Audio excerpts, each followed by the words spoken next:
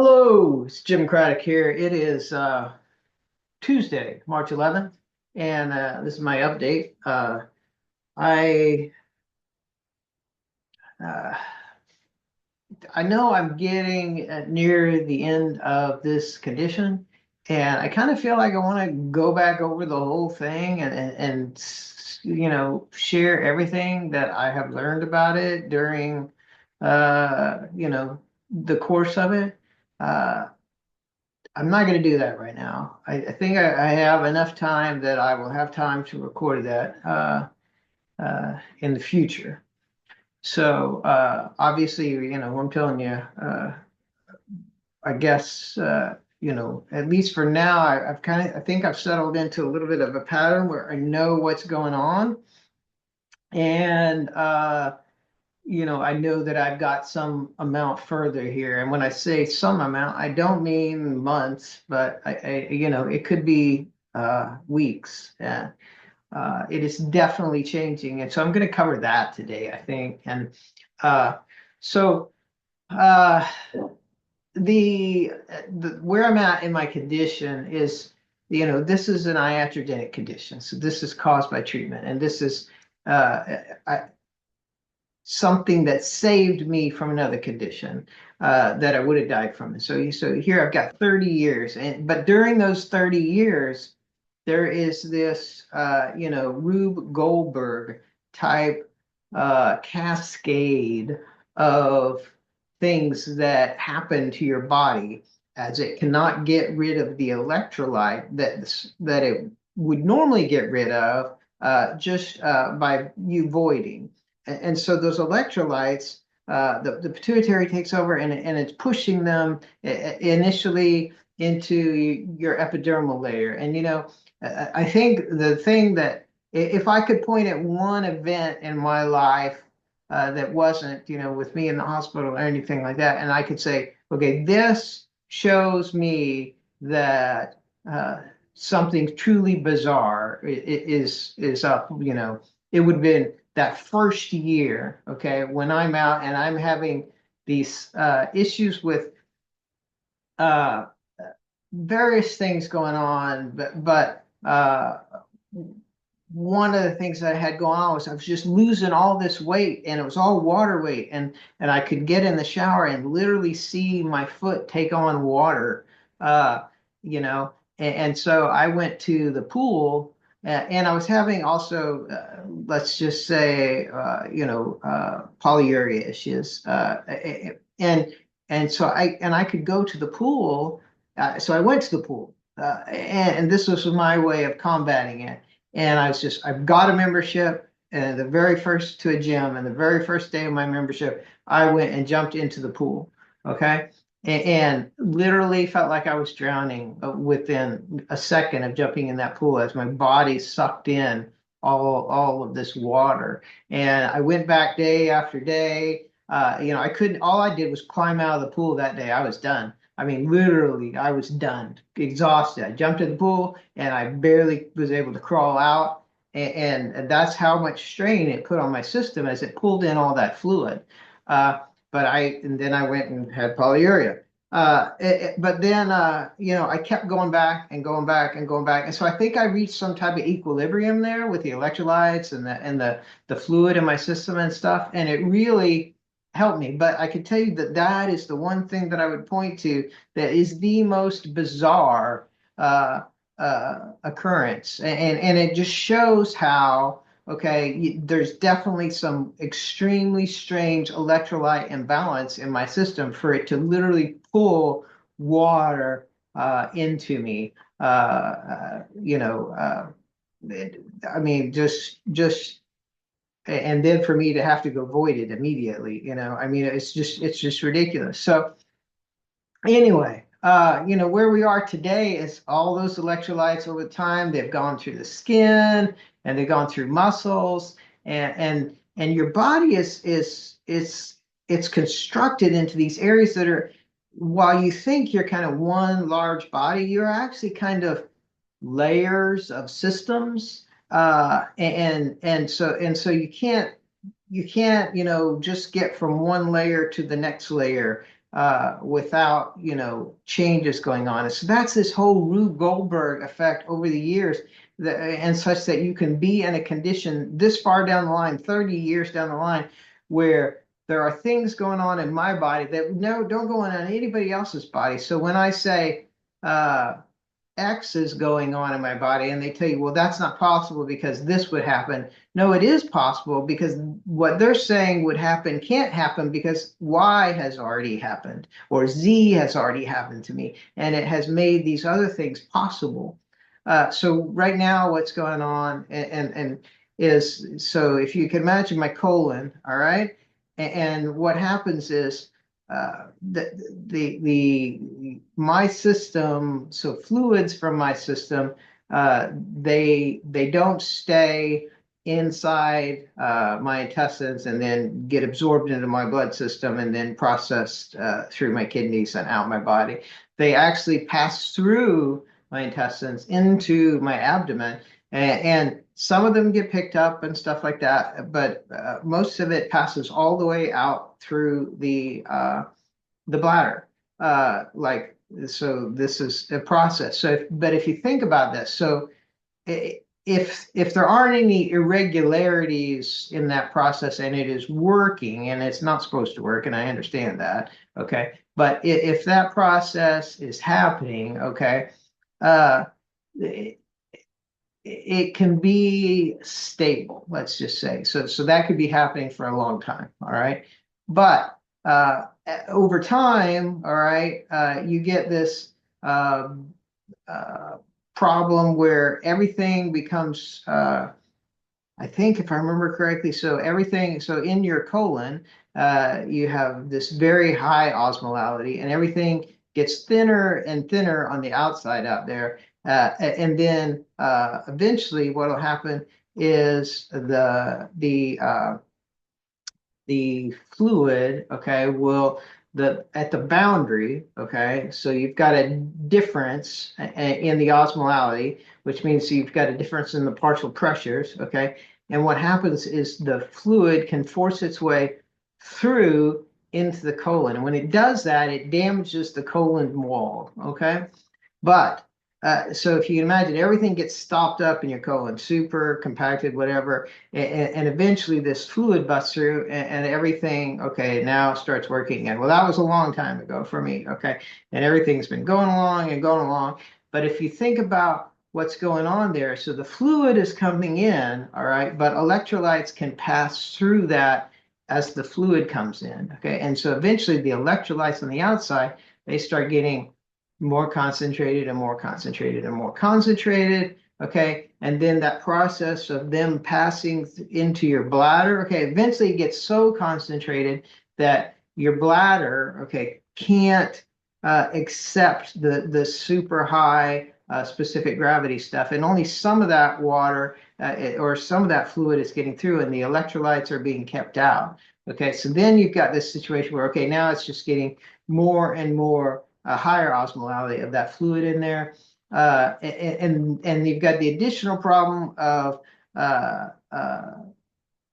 eventually, okay, you get to a point where it gets so much on the outside that everything slows down on the inside, okay, and then you get to a point where the actual contents breaks through, okay, to the outside. And I don't know exactly where I am in that process, but I'm somewhere in that process. I can tell you that, and I know that was a lot of stuff you probably didn't want to hear, but I'm going to continue on and say that, my last update I could see here that I recorded was on February the 27th of this year. And since then, and I said, I've got this new thing going on. I can tell my muscles are being impacted kind of in my abdomen. It's really kind of the round muscles and your back stabilization muscles and things like that. And since then, I've gone on to yet another level where now my joints are being impacted. Now my joints have been impacted for a while, specifically my hip joints. My hip joints are painful. in a strange way. So like if I kick my leg out, I feel pain in my hip joint. If I lift my knee, I feel kind of pain up. It's not up in the hip, it's kind of at the bottom of the hip. Uh, but this new last night, I was just putting on my sweatshirt. So, hands over my head. And I managed to damage something in my elbow. And, this is something else that I remember. It talked about how the ligaments and things were some of the last things that would get attacked because they've already been hardened, kind of. So they're already apoptified and they work great in that status and things like that. But once the candidiasis can get to them and start weakening them, or the I don't know if it's that or the some type of osmolality issue with the mineral structure. I don't know, but they get to the point where they're weakened and they'll tear, and they're not going to heal because they're they're already apoptified, if that makes sense. So my guess is I now have a permanent issue in my left elbow, which is just the first of many other permanent issues that I'm going to encounter. And I'm just going to do the best I can as I deal with it. I I'm very frustrated lately. And there's nothing I can do about it. But at the same time, every day I log into Noster, and I use the Primal app for that. And because nobody I know that knows my input key is on my Facebook, so they can find it. But nobody I know is on Noster as far as I know, and so nobody I know is following what's going on with me.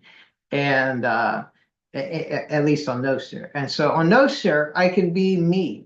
And so every day I say, hey, good morning, Noster. And I kind of give a little, update on what's going on with my condition.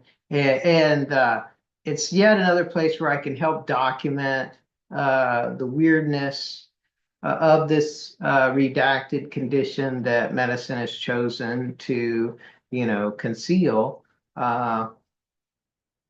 And I it helps me get rid of some of my frustrations just to get out there and just to be able to just say, hey, this is how it is. I'm just being honest. And nobody comments or anything because honestly, there aren't that many people on Nostr. But that's fine. I think Nostr is a really cool concept, and worst case, I think that it will persist in some format, which means I don't have to worry about Elon deleting my tweets or my account or Facebook or any of that stuff. So that's nice. All these videos I've recorded on YouTube, I honestly don't know what's going to happen to them like this. I've never seen videos like this out on YouTube. So maybe they take them down, or I don't know. But the best I can do is get them out there. If there was a Noster for video, that would be cool. I guess there is. I guess you can upload videos to Noster. There's just way too many videos here, and I've already uploaded them. I don't keep the originals. I only stick them on YouTube. So I don't know that there's a solution there. Anyway, uh, on a different level of things, it is March, and 3 years ago on January 17th, when I entered this final transition phase, not knowing how long it was, but knowing that, hey, this is it. This is the beginning of the end. I never thought I had 3 years to go. And if I had known I had 3 years to go, I definitely would have done some things different. And that's one of the things that frustrates me and pisses me off about this condition being redacted. It's not like you're not suffering a lot during those 3 years. It's just like I said, just a cascade, Rube Goldberg, especially this last 3 years. And throughout the rest of the course of the illness, the transitions are pretty far apart. But during these last 3 years, it's just like the article says. It basically puts you through one thing after another, kind of unwinding all the stuff that you've been through over the last 3 decades. And uh, and so, it's so hard for me to even try to communicate with a physician because they want to know what your chief complaint is. And I'm like, look, it changes every few weeks. Uh, I can tell you some of the consistent things that are going on, but I can tell you some of the weird things that have gone on, and they're never concerned. They don't want to know about, something that happened in the past that isn't going on right now. Because that couldn't possibly be pertinent to their diagnosis, which obviously it could. And that's frustrating. But anyway, I am so thankful to have had these 3 years. I want to make sure that my family understands that, you know, let's think about what I've got to do in those 3 years. Uh, in those 3 years, I have got to teach my son to drive. I've watched him be the lead in the school play, perform in school musicals, uh, graduate high school, apply to get accepted to colleges, determine his college, take him up for his freshman year, watch him do well, watch him be really, well adjusted to college. Got to go on trips with my wife, so many dinners out and some concerts and just, feeling loved and getting to see, life and I feel really lucky to have had all of that. And I, I mean, I wouldn't be here if I hadn't made the decisions I had made 30 years ago. Uh, and I'd be dead. And so, I mean, I can't, how can I complain? I managed to save my life, and I just so happened to pick a way that nobody would ever be able to identify. Well, tough cookies. I'm alive, and it's just, I've got to do a lot, and I think I've contributed to society, and I think my work has been valued, and my love has been valued, and that I have made a meaningful difference to my family's lives, uh, uh, and I couldn't be happier about all those things. And yeah, it makes me sad to kind of talk about it, but it's uh, it's it's nothing that I should be upset about. It's something that I should just try to document as I go along and say, hey, you guys, you've hidden this knowledge. I'm at least going to try to expose it because, if it was exposed, I could have had an even better life. I could have known I had 3 years. I could have known what to do in these various transitions. I could have, there are things that they could have done. The article that I read, it actually talked about all the possible ways that you might be able to treat this in modern times. Now, I realize this was 1995. The book was probably several years old at least. So, we're probably talking about 1980s technology level that it was talking about. But it went through various medications that you could possibly take. So things that could help you with electrolyte imbalances, things that could help you with the candidiasis, things that could help with the processes you could have. It talked about, well, would dialysis work? And it really said no, because like the charges would be different than you would normally expect in dialysis and be reversed. They'd have to have special like designed dialysis for this. And but the one thing that they said might work was intra-abdominal dialysis, because if you think about, like I said before, you got all those electrolytes building up in there, and if you could rinse those out, okay, that might work. But I don't know how you get a port in there, because I think the pressure is below atmospheric inside my body due to the heart thing, and the fact that the way that the bladder pulls liquids out through the abdomen instead of processing through the kidneys. I think that that also causes some pressure reduction on the inside, and I think so that helps your heartbeat because it's got this uh, negative pressure down here, so it helps cause blood flow, and I forget what all that pressure helped. But if those pressures are equalized with an incision or anything, then the heart would just stop, is what it said in the article. So I don't know if that was really a solution or not. I don't know. That's the whole thing. There is no information. There is no, all of this knowledge is gone, and that's a shame. Uh, and it's frustrating. And uh, I done the best I can with the knowledge that I was able to retain, which I think was quite a lot.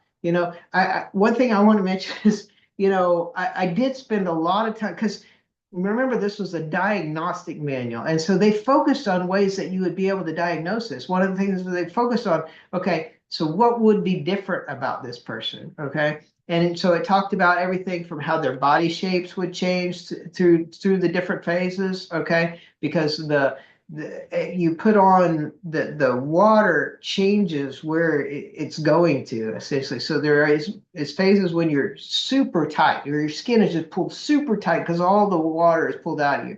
That's what I was like before I jumped in the pool. And then there's other phases where your flesh, your epidermal layer is storing water and holding a lot of water. And in that phase, I had like breasts and a saggy belly, even though I wasn't heavy or anything.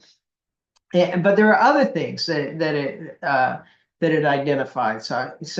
But they're all things that are super minor that no doctor is ever going to listen to because they're just so minor. And that was the whole thing about it. It talked about how difficult this disease would be to see for many reasons. One, modern tests. The way they're done, and I can't remember the specifics, but because they're done electronically in some cases, they assume some things about charges on blood cells and things like that. And the other things about it were the dipsticks that they use, so that if you think about that fluid going through the wall of the bladder, well, it gets filtered. So none of the things that you might expect to show up, okay, on a dipstick show up because the things aren't coming through the urinary tract. Okay, they're not coming through uh, the the tubules from the kidneys into the bladder. They're coming through the bladder wall. But there's other things too. And I'm going to try to cover at least a couple of them. So one is it talked about how your nail beds would recede, okay, and this is because of all the electrolytes being stored in your body, the apoptification of your cells, and so and not only would they recede, but it causes them to kind of be more square at the end, not super square, but much more square than they used to be. I used to have, a long time ago, my fingernails uh, they were longer, like the beds of the nails were longer. And I don't like chew my nails like this. I may bite them and pull off the dead part. I'm sorry if that grossed you out, and I may cut that, but I never get them down to the quick or anything. But as you could see, I don't know if I'm going to be able to show you this or not. As you can see here, oh, there we go. Yeah, so you can see how my nail beds, okay, they're shorter than my fingers, okay? And if I come up here and push on the end of it, you can see that is literally bone right there. So the flesh has is the bone literally goes to right there to the end. Uh, the other place that this shows up is on your toenails, and your toenails are even worse. This is an upper body, lower body thing that I can't really get into, but so those are impacted where they're completely squared off. And no, I'm not going to grab my foot and hold it up here in front of the camera, but your toenails are super wide, and so whereas they used to look like fingernails too, okay, now they're very blunt, squared off, And if you choose to, the nail beds aren't really doing anything. You can just rip a toenail right down the middle. Now you can't do that on these; that would hurt a lot. But on the toenails, it is that way. And the other thing is at different points in this, when your body is like building up electrolytes in the system, you get these little white lines across your fingernails, and it happens to all of them at the same time. So this isn't like the little white line you get like when you hit your finger, okay? You get this little white line kind of up near the tip of the fingernail. So this isn't something that like works its way to the end or something. It, it basically is where you know how I talked about the nail beds recede. Well, it's basically where the nail bed is going to recede to next when you see that little line. And so that is yet more flesh getting poptified and stuff, and you get that little line, and then pretty soon your nail bed recedes to that little line. And it happens to all the fingers, and it's actually very painful. I can't explain it, but as those lines are forming and it's this painful process. And I guess that has to do with that. It would be just kind of like pulling back on your fingernail, you know? It's just a slow ache to the ends of your fingers. I'm trying to think if there's any other. So another thing, and this, I mean, I could show you, I don't know. So your skin thickens, and the reason your skin thickens is that the epidermal layer is one of the only two places in your body where cells are continually replaced. And so what that provides for the candidiasis is a continuous fuel source, because the candidiasis basically invades the cells and apoptifies them. Okay, but if you think about that, so I'm building new layers of skin, and each layer is getting apoptified. Okay, it causes your skin to get really thick. Okay, and where you notice that the most is on the abdomen. So even though I'm thin right now, I have this layer around my middle that you would look at. Okay, I'm going to stand up. Sorry. You would look at this and say, well, that's fat. Okay, no, that's just skin.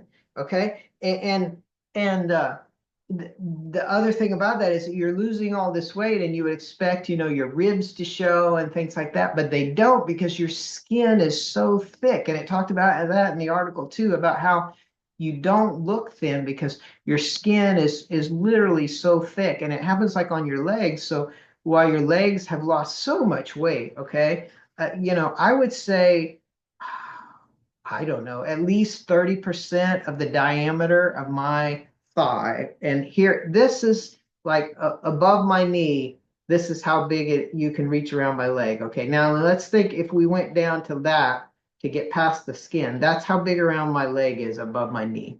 Okay.